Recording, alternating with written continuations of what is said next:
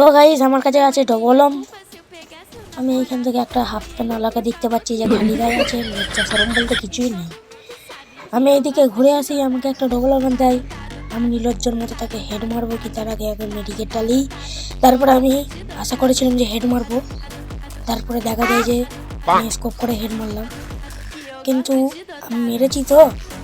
এই দিক দিয়ে একটা পচা বস্তা তুলে নিয়ে পর এই দিক দিয়ে যাবো যে ওকে ফিনিশ করবো। ফিনিশ করার আগেই দেখি একটা পচা এই বস্তা তাকে রিভাইভ দিয়ে দেয়।